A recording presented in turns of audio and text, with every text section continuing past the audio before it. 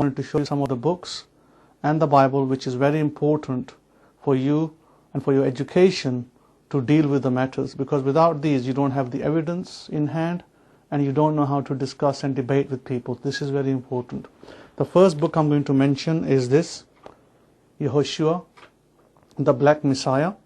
Now this book contains details of why Yehoshua was a man of color, why he was not as depicted in churches as the white Jesus. He was Yehoshua, and the one that is being presented in churches today, I'm afraid, is just a fraud. If you want to follow the fraud, that's your choice. However, if you want to follow the real deal, he is not as depicted, and he does not tell you to break the law of Elohim. Now, apart from this, this book gives you enough evidence of why he is from Neolithic people rather than Caucasian people. Now, there's a lot of debate and discussion around that, but I will present evidence for you to see where we are going with this. Now, the next book that you need to have is Beit Yehoshua, the son of Zadok, the son of Daud. This book basically details the man, Yehoshua of Nazareth, his household. Now, a lot of the times you'll have questions about who Matthew is, who was Yohanan. His name wasn't John. Who was Mattathiyahu? Of course, his anglicized name is Matthew, but his real name is not Matthew. And we also see who was Mark, who was Luca. Now, these are questions that are important questions. Now, for instance, Matthew was related to the Messiah. So people don't just get up from their workplaces and start walking with somebody strange and leave their job and leave their household. That is not actually common.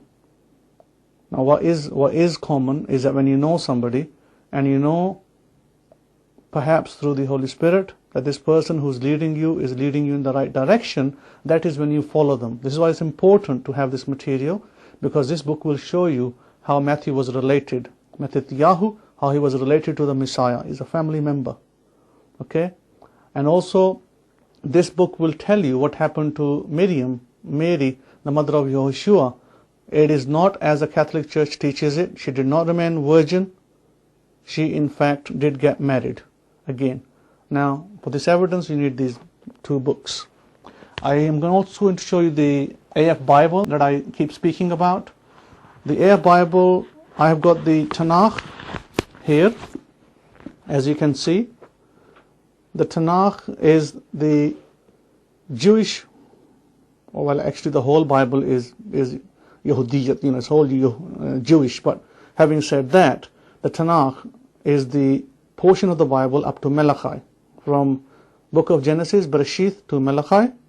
This Bible is very important for you to have, to understand who we were as Hebrew Israelites and where we came from and where we are going. And all your questions that you always ask me will be answered in this Bible. It has got full commentary. It is commentated. It gives you descriptions of names of countries, modern names behind ancient names. It gives you names of people, locations, who they are, what they are, etc., etc. No Bible even comes close. I guarantee you, no Bible comes close to this. No Hebraic Roots Bible comes close to this. Forget the King James Version and the other Bibles out there. This Bible is in mark of its own. And you can purchase this from www.abrahamic-faith.com. Alongside this, you got obviously the renewed covenant, what's called the New Testament. And this one will then go into the various, the 27 books that we have. They are translated again from the Greek, Aramaic, and the Hebrew text that we have. Yes, we do have some Hebrew text as well of the New Testament. However, note that this is again translated, corrected with names and everything, places. So this is very important. Genealogies, what happened, who said what, and why, what that actually meant, what are the Hebrew idioms, etc., etc. But we will perhaps come to the Bible again. If you want to purchase a copy, you go to the website. As I said, the website is www.abrahamic-faith.com. Now, Our program today was part of the series called Hebrew Israelites. Who were the Hebrew Israelites? We discussed in our last programs that they were people of what I describe as a Nile region. Now, let me actually point out on the map. If my cameraman will take us to the map, we are dealing with the continent of Africa here, my friends. Africa is where Israel is. Israel is not in Middle East. That is a misnomer. That is a misterm. That is a very late developed term. Israel was part of the African continent. If you look here, right over here, all this region is the African continent. And right next to it, in the north, in the border where Egypt is, you find that Israel is right next to it, a small dot. This, my friends, is part of Africa. Now, this sea that you see here is called the Red Sea. This bit here, this Red Sea wasn't always there. This Red Sea came about after the flood of Noah. So therefore, people make mistake when they think that this was the map as it was originally. This was all, including Israel, including Saudi Arabia, Eastern Arabia, this was all one continent. All this area was one big continent before we had these splits and the sea and other bodies of waters that came about after the flood. Now, what we are looking at today and who we are looking at today is an important character in the Bible called King Solomon.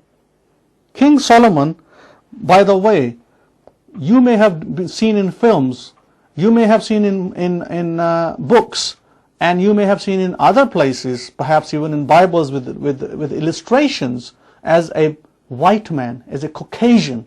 King Solomon, I'm afraid, sorry for the ignorant pastors and the deacons and whatever you want to call yourselves out there, he was not a white Caucasian. King Solomon was a black man. How do we know that he was a black man? We're just going to look at that now. Now, remember that King Solomon, there is a particular text in the Bible called Songs of Solomon. Now, that's always interpreted allegorically. That is not always true, how they interpret it allegorically. Allegorically is only the second level of interpretation.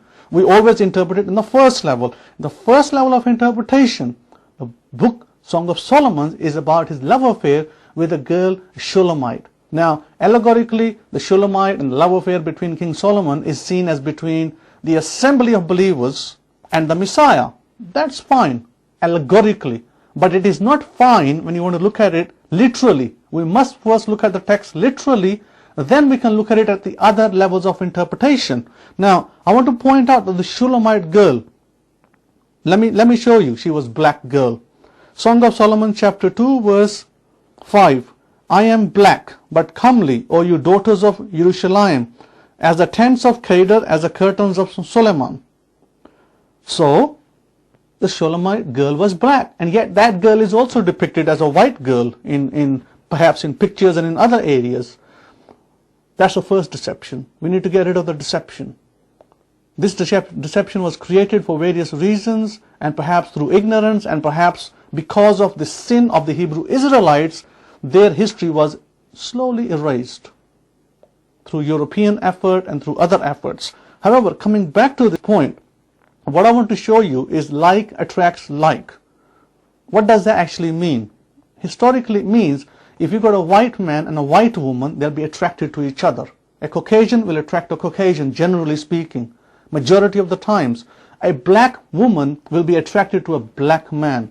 And when I say black, it doesn't necessarily mean jet black. Black is not really a color as such.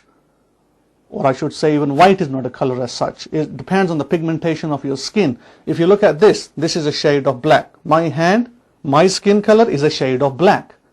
Yet, you may not call me black, you might call me brown or light brown. So within black you'll have brown, light brown, you'll have dark brown. So these are all the different shades. Same perhaps in the white color, you may have some people very white with least pigmentation, and some with slightly pigmented and maybe slightly what you might term is like not exactly like my skin but close to it. So coming to that, King Solomon was black. His wife Shulamite was black. Now let's look at it further. Shulamites described as tents of Kedar. Okay, It says, O you daughters of Jerusalem, as the tents of Kedar. The tents of Kedar, Kedar is a son of Ishmael. The Arabs are also known as Bayt al-Shahar.